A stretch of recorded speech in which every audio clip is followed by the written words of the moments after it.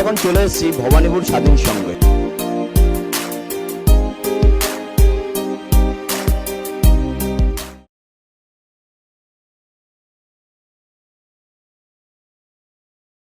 নমস্কার। এই স্বাধীন সংঘ ক্লাবটা, ভবানীপুর স্বাধীন সংঘ ক্লাবটা বহু পুরনো ক্লাব, কিন্তু মাঝখানে কিছু কর্মীরা কমে যেতে খুবই অসুবিধাতে ক্লাব এসে গেছিলো। কিন্তু আমাদের এলাকায় অরুণ পাহাড়ি মহাশয়, উনি লয়ার আছেন, আর কেডিয়া, এরকম কিছু লোক জুড়ে আমার এই ক্লাবটাকে খুব বড় করে দেয়। আর খুব ভালো পুজো আর ভালো ভালো প্রোগ্রাম ওরা অর্গানাইজ করে, কালচারাল প্রোগ্রাম, যেরকম আজকে দেখতে পাচ্ছেন blood camp, sit and draw, dance competition, এইভাবে এরা কিছু না কিছু বছরে কনস্ট্যান্ট করতে থাকে। তো আমরা একটা সংস্থা চালাইছি, রাওয়াতপুরা সরকার ভক্ত মন্ডল কলকাতা, আমাদের গুরুদেব আছেন ওনার আন্ডারে। তো আমাদের খুব ইচ্ছা ছিল যে এদের সাথে জুড়ে আমরা এই ভালো কাজে জুড়তে পারি। আমরা কিছু কিছু কাজ করি কিন্তু অত অর্গানাইজ ভাবে করতে পারি না।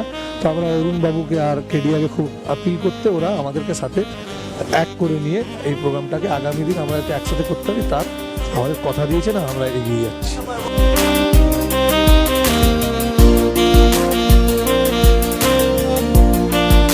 আজকের এই মহতী অনুষ্ঠান ভবানীপুর স্বাধীন সংঘ এবং শ্রী রাউতপুরা সরকার ভক্ত মণ্ডল কলকাতা যৌথ উদ্যোগে এই প্রথম আমরা এবছর থেকে শুরু করলাম যৌথ উদ্যোগে। এর আগে শুধু ভবানীপুর স্বাধীন সংঘ একা কি করত, এবছর দুটো সংগঠন মিলে একসাথে করছি এবং তাতে মানুষের উৎসাহ উদ্দীপনা অনেক বেশি বেড়েছে। আমাকে প্রশ্ন করা হয়েছে যে কতজন পার্টিসিপেন্ট করছেন ব্লাড ডোনেশনে।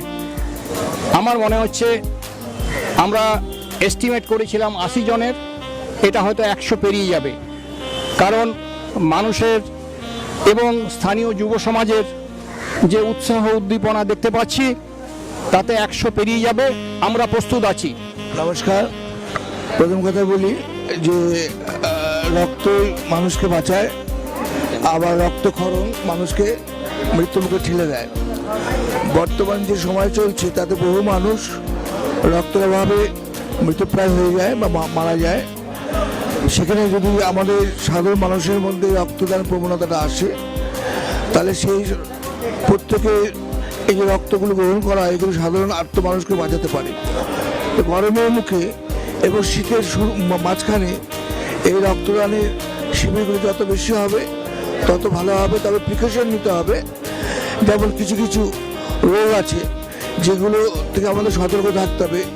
যাদের HIV ডিজিজ আছে, যাদের রক্তের কোনো রোগ আছে, সুগার আছে, যাদের তোমার জন্ডিস হয়ে গেছে, যাদের ইমিডিয়েট ম্যালেরিয়া হয়ে গেছে, যাদের বিশেষ ধরনের স্কিন ডিজিজ আছে, সেই সমস্তগুলো অ্যাভয়েড করে আমাদের রক্তগুলো নেওয়া দরকার।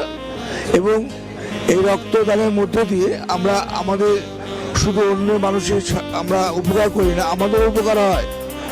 বছরে 4 বার দেওয়া যায়, কেন একটা ব্লাড সেল তৈরি হতে কোনোদিন টাইম নেয়, রেড ব্লাড সেল। শুধু আমাদের রেনোভেশন অফ দ্য ব্লাডের একটা সুযোগ থাকে।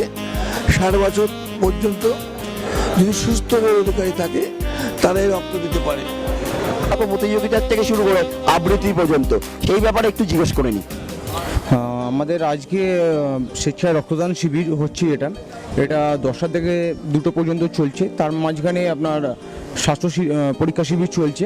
এরপরে আপনার এটা 2টোর সময় শেষ হয়ে যাবে। এরপরে আপনার 5টা থেকে শুরু হবে আপ টু রাত্রি 10টা পর্যন্ত আমাদের চলবে অল বেঙ্গল ডান্স এবং রিসাইটেশন কম্পিটিশন, যার মধ্যে টোটাল 100 জন প্রতিযোগিতা এর মধ্যে অংশগ্রহণ করেছে।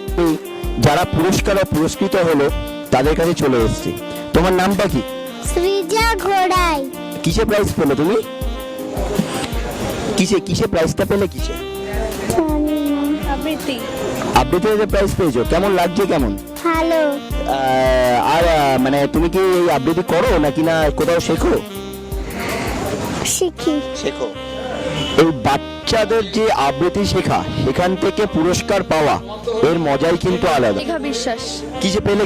আবৃত্তি গ বিভাগে। আবৃত্তি আর গ বিভাগ। কেমন লাগছে? খুবই ভালো লাগছে। আর স্বাধীন সঙ্গে এটা আমার প্রথম প্রাইজ। তুমি কি এখানেই থাকো, পাড়ার মেয়ে? হ্যাঁ, এখানেই থাকি। আমরা এই মুহূর্তে ভবানীপুর স্বাধীন সঙ্গে কিন্তু এক অপরূপ সৌন্দর্য উপভোগ করছি। আর চিরকালের মতনই ভবানীপুর স্বাধীন সংঘ তারা কিন্তু খালি পুজোর মধ্যে আটকে থাকে না, তারা কিন্তু সামাজিক কাজেও প্রচুর করে। যেমন কালকে আমরা দেখেছি রক্তদান শিবির, আজকে তেমনি কিন্তু আমরা দেখছি খুদে খুদে প্রতিবাদের এরা জন্ম দিচ্ছে। আবৃত্তিতে ফার্স্ট এবং ড্রয়িংয়ে এইথ। তোমার নামটা কি? দীপ্তময় ঘোষ। কিসে পেয়েছো? নাচে ফার্স্ট। মেয়ে নাচে ফার্স্ট হয়েছে। কেমন লাগছে? কেমন? খুবই ভালো লাগছে আমার। আর এই ভবানীপুর স্বাধীন সংঘ যে এত বড় একটা প্ল্যাটফর্ম করে দিচ্ছে, মানে এই খুদে খুদে প্রতিবাদের, সেরকম কি মনে হচ্ছে মানে ভবিষ্যতে এরা এই কাজটা করবে, বা আপনার কি মনে হয় মানে করাটা উচিত? আমি ভবানীপুর স্বাধীন সংঘ সম্বন্ধে জানি, কেন ওনারা করে আমি জানি, সম্পূর্ণই জানি। এবার নাচটা ওনারা করে না, নাচটা এই প্রথমবার করলো দেখে আমি প্রথমবারই ওর নাচে নিয়ে আসলাম। আর এই প্রথমবারেই কিন্তু যা দেখতে পাচ্ছি অনুষ্কা ভট্টাচার্য পুরস্কার কি জিতে নিয়েছে। আমি তো মনে করি যে ওভার 100% আমরা সাকসেসফুল হয়েছি। কতজন টোটাল মানে সবকিছু মিলে কতজন পার্টিসিপেট হলো, মানে আবৃত্তি? পার্টিসিপেন্ট প্রায় 1250। 1250। আর কালকে রক্তদান শিবিরে কতজন হলো শেষ পর্যন্ত? রক্তদান শিবিরের প্রায় 104 জন হয়ে গেছে। এনারা কিন্তু পুরো ক্যালকুলেট করে 104 বলে দিলেন, এবং এনাদের ভবিষ্যতের পরিকল্পনাটা একটু জেনে নেব। আমাদের ভবিষ্যৎ পরিকল্পনা হচ্ছে যে স্বেচ্ছা রক্তদান শিবির ছাড়াও আমরা এবারে ফ্রি হেলথ চেক আপ করেছি। গরিব মানুষের জন্য হার্টের ডাক্তার, কলকাতার বিখ্যাত হার্টের ডাক্তারকে এনেছিলাম, বিখ্যাত জেনারেল ফিজিশিয়ানকে এনেছিলাম, বিখ্যাত কলকাতার হোমিওপ্যাথকে এনেছিলাম। তারা তাদের মূল্যবান সময় নষ্ট করে তারা রোগী দেখেছেন। এরপরে আমাদের ইচ্ছে আছে যে আমরা ক্যান্সার ডিটেকশন ক্যাম্প করব। বহু মানুষ, গরিব মানুষ ক্যান্সার বিশেষজ্ঞদের কাছে যেতে পারে না, তাদের জন্য একটা আমাদের ইচ্ছে আছে ক্যান্সার ডিটেকশন ক্যাম্প করব সামনে ভবিষ্যতে। পূর্বার ভিশন মেকার্স এই যে এসছেন এই ঝড় জলের মধ্যে, আপনাদের আমি এই প্রচেষ্টাকে কাঁধে নিয়ে আপনারা এসছেন আমাদের ইন্টারভিউ নেওয়ার জন্য।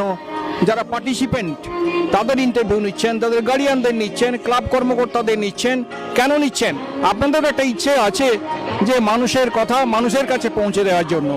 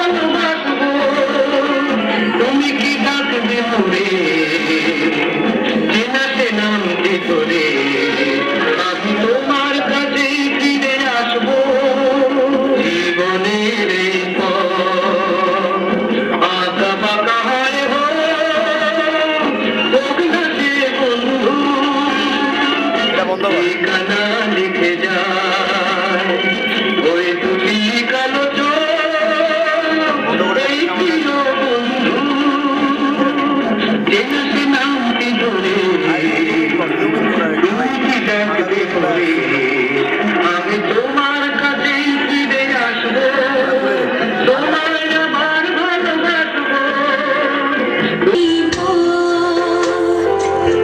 আঁকা বাঁকা হাই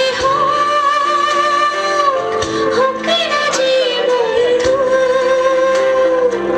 ঠিকানা লিখে যায় ওই দুটি কালো চোখ এই প্রিয় বন্ধু, চেনা সেনাটি ধরে তুমি কি ডাকবে বলে আমি তোমার কাছে ফিরে আসবো তোমায় আবার ভালোবাসবো